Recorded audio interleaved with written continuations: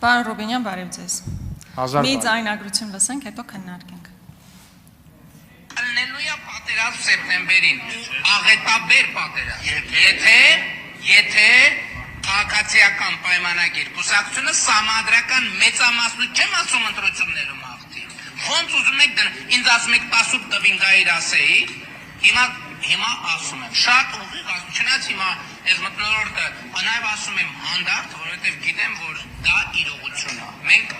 ժողովուրդը ստանալու է սահմանադրական մեծամասնություն։ Ալելույա պատերազմ սեպտեմբերին։ Փաստացի սահմանադրական մեծամասնություն չեք ստացել, նույնիսկ 50 գումարած մեկ չեք ստացել, հա, հիմա քաղաքական մեծամասնություն ձևավորված է, բայց ինչպես Նիկոլ Փաշինյանն է ասում, սահմանադրական մեծամասնություն չեք ստացել։ Պարզ հարց։ Արդյոք սա նշանակում է, որ մի ամսից լինելու է պատերազմ, ընդ որում ավերիչ պատերազմ, եւ մենք հիմա բոլորս գնանք մեր կասկաներ, բրոնիժիլետ հավաքենք, սպասենք պատերազմի, թե ուղղակի սովորական սուտ եք հայտնել տերորի ենթարկելով մեր ժողովրդին, դրանով փորձելով համապատասխան ձայներ հավաքել։ Ընդ որում ես ուզում եմ այստեղ չմանիպուլացնեք, ասեք, այ գիտեք, մենք նկատի ունենք, եթե ընդդիմությունը գա, անի այս քայլերը ժամանակ է լինելու պատերազմ։ Նիկոլ Փաշինյանը առավել քան հստակ, աներկբա կերպով ասում է, եթե մենք ուղակի մեծամասնություն ձևավորենք, սահմանադրական մեծամասնություն չձևավորենք, լինելու է պատերազմ։ Ես ուզում եմ, որ դուք հիմա հաշվետու կերպով ժողովրդի առաջ նախ եւ առաջ ասեք, մեզ պատերազմ է սպասում, թե պարզապես ձեր հերթական սուտն է եղել։ Շնորհակալ եմ Տիկին Գրիգորյան, ափսոս ձեր հայտարարությունները հեռախոսից մեջ չեն պահում, թե չէ հենց հիմա կդնեին, որ դուք ասում եք, եթե Նիկոլ Փաշինյանը վերընտրվի, ես ազգային ժողովի պատգամավորի մանդատը չեմ վերցնի, ու շատ տարօրինակ է, որ դուք այստեղ եք եւ այդ հարցը ինձ տալիս եք, որովհետեւ եթե դուք հավատարիմ լինեիք ձեր խոստմանը, դուք ոչ նախորդ 5 տարին ստեղ կլինեիք, ոչ էլ հիմա, եւ ոչ միայն դուք, նաեւ հարգարժան պարոն Վարդանը։ Բայց ինչևից է, ես իրականում ուրախ եմ, որ դուք դժել եք ձեր խոստումը եւ ես ուրախ եմ, որ պարոն Վարդանը դժել իր խոստումը, որովհետեւ ես կարծում եմ դուք երկուսդ էլ վատ պատգամավորներ չեք եւ ինձ բնավ տհաճ չէ ձեր հետ բանավիճելը։ Դե այդ մի քիչ չափազանցություն կլներ պարոն Վարդանյան։ Ինչ վերաբերվում է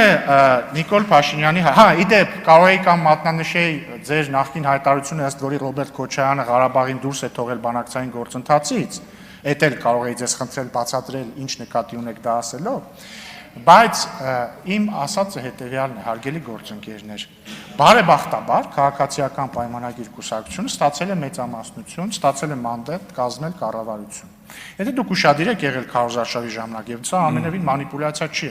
Մենք եւ ես եւ վարչապետ Փաշինյանը եւ մեր թիմի անդամները բազմիցս ենք բացատրել, որ մենք չենք ասում, որ պատերազմա լինելու, եթե ընդդիմությունը հաղթի, զուտ են բերումով, որ ընդդիմությունը հաղթի։ Ոչ, մենք ասել ենք, եթե ընդդիմությունը հաղթի եւ հետեւաբար գա իշխանության, ընդդիմությունը իրականացնելու է իր ծրագիրը։ Եվ մենք ասել ենք, մենք տեսնում ենք ինչ է հայտարարում ընդդիմությունը, հիմա չկրկնեմ։ Եվ մենք ասել ենք, որ եթե ընդդիմությունը գա իշխանության եւ անի այն ինչ խոստացել է անել եւ հայտարարել, օրինակ վերանայել խաղաղության պայմանագիրը, վերանայել թրիփի շուրջ պայմանավորվածությունը եւ այսպես շարունակ, ապա դա ակնհայտորեն եւ անխուսափելիորեն բերելու է պատերազմի։ Ինչ վերաբերում է ձեր հարցին, հիմա ուղիղ պատասխան, ոչ սեպտեմբերին չի սպասվում պատերազմ։ Սեպտեմբերին չի սպասվում պատերազմ, որովհետև քաղաքացիական պայմանագիր կուսակցությունը ստացել է վստահ մանդատ շարունակել խաղաղության գործընթացը եւ մենք այն շարունակելու ենք եւ հաջողությամբ հասցնելու ենք ավարտի։ Այո, սահմանադրական մեծամասնություն չենք ստացել, ինչը կարող է մի փոքր բարդացնել խաղաղության ապահովման մեր գործը, բայց ամենևին չի կանխի դա եւ մենք ես կարծում եմ, որ մեր ստացած մանդատը լիովին բավարար է խաղաղությունը անշրջելի դարձնելու համար։ Շնորհակալություն։ Արձագանք։ Պարոն Ռուբինյան, ինչ խոսք Սերդար Քլիչի հետ ձեր դիվանագիտական շփումների փորձառությունը ձեզ տվել է որոշակի հմտություններ հարցերին շրջանցելու տեսանկյունից, պետք է գնահատել, ինչը լավ է։ Մյուս տեսանկյունից իմ հետ կապված իմ հայտարարությունները, հետո դրանից հետո գործողությունները իմ եւ մեր ընտրողների հարաբերությունների տիրույթում են։ Այդ ձերը, երբ որ դուք մի ամբողջ ժողովրդի սպառնացել եք պատերազմով, ես վստահ եմ, որ բազմաթիվ են ընտրախախտումների հետ մեկտեղ էական նշանակություն ունեցել այս պատերազմի վախը, տերորը ժողովրդին։ Ընդ որում, սա նաև բարոյական հարթության վրա է, ինչ առումով, որ այն ժողովուրդը,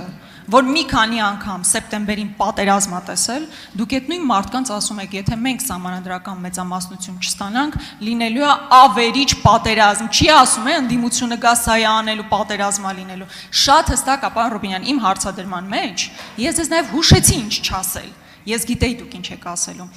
Հայտարարությունը հստակ էր եւ դուք էլ ասում եք, որ հիմա պատերազմ չի լինելու, ինչը հերթական անգամ ապացուցում է, որ սովորական ստախոսներ եք, ով ժողովրդին մոլորեցնելով քվե է ստացել։ Շնորհակալ եմ Տիկին Գրիգորյան, ես էլ ուրախ եմ, որ ձեր այս 5 տարիների ընթացքում ինձ այդ շփումները ձեզ սովորեցրել են սուր հարցեր տալ, բայց ուրախ չեմ, որ չեն սովորեցրել, որ այդքան էլ բարեկիրճի մարդկանց ասել դուք ստախոսներ եք։ Կան ձևեր, օրինակ, ասել նույն միտքը առանց վիրավորական տոն օգտագործել։ Օրինակ ասել, դուք ճիշտ չեք ասում կամ ձեր ասածը չի համապատասխանում ճշմարտությանը։ Եվ ինչ եմ ուզում ասել, Տիկին Գրիգորյան, ձեր ասածը չի համապատասխանում ճշմարտությանը, որովհետև կրկնում եմ, բազմիցս քարոզարշավի ժամանակ մենք ասել ենք, ես առնվազն 3 անգամ ասել եմ, որ մենք չենք ասում, որ եթե ընդդիմությունը հաղթի, ինքնաբերաբար պատերազմ է լինելու։ Այդ ձեր մեջ բերած հատվածից ուղիղ 1 վայրկյան հետո, որտեղ դուք մեջ բերում եք հատված իմ եւ Փաշինյանի միջև զրույցից, որտեղ ես էլ ավելացնում եմ, նա էլ համաձայնվում է, որ պատերազմ կլինի, եթե ընդդիմությունը գա իշխանության եւ իրագործի այն, ինչը պատրաստվում է իրագործել։ Իսկ ինչ վերաբերվում է ձեր խոստման չկատարման, քննարկման հարցի, ոչ ամենևին ոչ Տիկին Գրիգորյան, մենք բոլորս հաշվետու ենք ոչ միայն մեր ընտրողների առաջ, այլ ամբողջ ժողովրդի առաջ։ Դուք չեք ներկայացնում միայն ձեր ընտրողներին։ Դուք տվել եք երթում, որ դուք ներկայացնում եք Հայաստանի ամբողջ ժողովրդին։ Նույն ձև էլ ես։ Արթուր Խաչատրյան, Հայաստան խմբակցություն։ Պարոն Ռուբինյան, չգիտեմ ձեր դաշնակցական աջակցություններ Բացարձակ։ չափորոշիչը, որ ձեզ նշանակեցին Սերդար Քլաչի այդ բանակցող, թե Սերդար Քլաչի այդ բանակցություններն էր, որ ձեզ դարձեցին ակադաշնակցական, երևի ժամանակ գաք պարզենք։ Որ 2014 թվականին հեռավոր ես հիպոթեկով բնակարան գնեցի, այն ժամանակ բանկում էի աշխատում, ժամի 8-ին գնում էի գործի, 9-ին տուն էի գալի, դե բանվորի գլխին որ չես կանգնում, գիտեք ինչա տեղի ունենա։ Մի օր եկա ասեցի, էլի Ռուբեն էր այդ մարդու անունը։ Ասեցի ինչ ես արել, ասես նայեց, ասեց դե խառաչոն եմ բերել։ Մի շաբաթվա մեջ։ Հիմա ձեզ իմ գործընկերը հարց տվեց թուրքերի այդ հարաբերություններում ինչ ա եղել։ Ձեր պատասխանը մոտավորապես նույնն է, խառաչոն եմ բերել։ Կոնկրետ կար իրավիճակ հայ-թուրքական հարաբերություններում, մինչև ձեր համապատասխան առաքելություն ստանձնելը եւ դրա ավարտը։ Սահմանը փակ էր, առևտուր չկար։ Հիմա սահմանը դարձյալ փակ է։ Մարգարայի կամուրջով, որ պայմանավորվածություն կար երրորդ երկրների եւ դիվանագիտական հատուկ եւ աշխատանքային ազնագրեր ունեցողները պետք է անցնեին, չեն անցնում։ Տեսեք դուք նշել եք, ասում եք, նշեցիք ուղիղ առևտրի հնարավորության ստեղծում։ Հիմա ես դες մի հատ հարց տամ, քանի ծիրան է վաճառվել Թուրքիա կամ Թուրքիայի միջոցով, անցել ինչ որ մի տեղ, որով գնացել է։ Կոնկրետ կամ պայմանավորվածություն է ձեռք բերվել վերակառուցել Անիի կամուրջը։ Քանի քար է դրվել այդ կամուրջի վրա, որպեսզի կամուրջը կառուցվի, վերակառուցվի։ Ես խնդրեմ, հնարավորինս կոնկրետ, էական փոփոխություն, այսինքն ինչ կլիներ Հայաստան-Թուրքիա հարաբերությունների միջև, եթե չլիներ բանակցությունները երկու հատուկ բանագնացների միջև։ Շնորհակալություն։ Շնորհակալություն, պարոն Խաչատրյան, ես ամենևին դաշնակատիած չեմ, ասեմ ավելին, ես ոչ մի բանակտիած չեմ, որովհետև ես կարծում եմ ատելությունը լավ շարժիչ ուժ չէ։ Բայց ես լրջագույն հակասություններ ունեմ դաշնակցության հետ եւ այդ հակասություններից ամենամեծը, այո, գուշակեցիք, 004 շրջաբերականն է,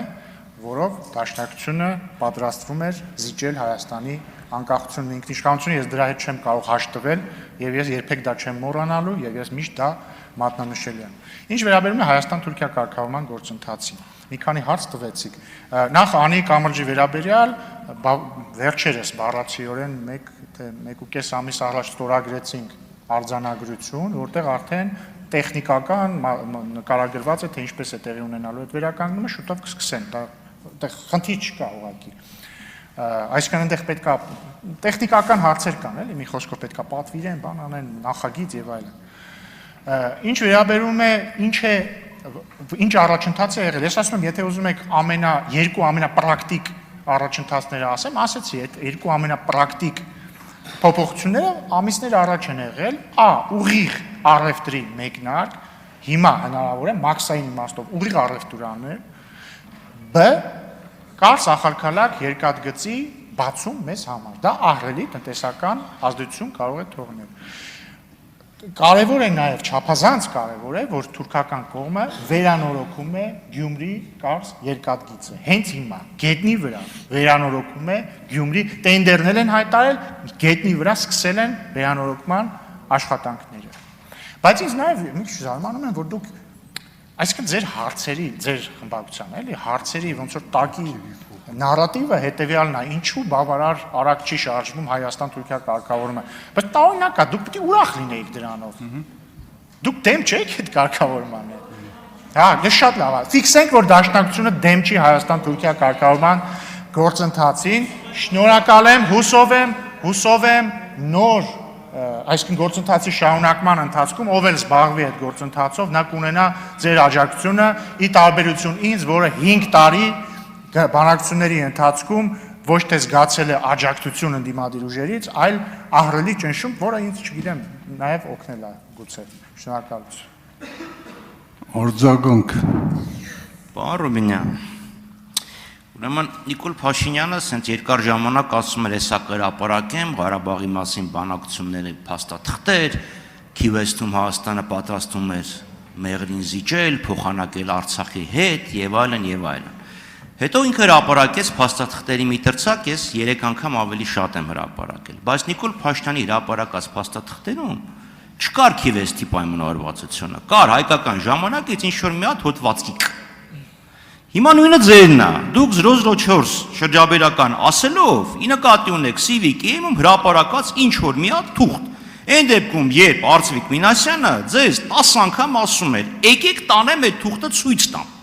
Հիմա եկեք այդ թուղթը նայեք, չեք նայել, գերադասել եք Civic-ում հրապարակած ինչ որ մի հատ թուղթ, անունը դրել եք 004 շրջապերական, ճիշտ այնպես, ինչպես Նիկոլ Փաշինյանը իր թերթում գրած ինչ որ մի հատ հոդված անվանում էր Քիվեստի փաստաթուղթ։ Լավ, մի քիչ Պարոն Խաչատրյան, ես էլ գիտեմ, որ այդ շրջաբերականը կա, այդ ճիշտ տեքստն է, դուք էլ գիտեք, բայց ես կարող եմ նաև դա ապացուցել, երբ որ այդ շրջաբերականը հրապարակվեց, Գեղամ Մանուկյանը, եթե պետքա կարող եմ հրապարակել այդ հարցազրույցը, ասում է, այդ ինչ որ մեջբերվում է, նախ կեղծ է, տենց բան գրած չի, երկրորդը, այդ գրածը դա չի նշանակում, այլ բան է նշանակում, հասկանում եք, նմանատիպ միտքեր ասել է Արծվիկ Մինասյանը Պետրոս Ղազարյանի մոտ հարցազրույցում այդ ժամանակ, այսինքն հնարավոր չի ասել, գիտեք, ինչ կա այս հրապարակված փաստաթուղթը կեղծ է, բայց այդտեղ մեջի գրածը, այդ չի նշանակում, ուրիշ բան է նշանակում, ես էլ գիտեմ, դուք էլ գիտեք, այդ շրջաբերականը, եղել է ինչ որ մեջը գրածը այդ է, ես կարիք չունեմ, ես մեծ սիրով կայցելեմ Դաշնակցության գրասենյակ, դե երբ որ բացեք, էլի, կգամ, սուրճ կխմեմ, բայց ես չեմ ուզում, խնդիրը ես չեմ հասկանում, եք, այնպես որ ես եմ ուզում կարդամ դա, հրապարակեք, թող մարդիկ տեսնեն, բայց ես չգիտեմ, ինչքանով վստահելի կլինի ձեր հրապարակածը, որտեղ կարող եք փոխել, ասել էսա։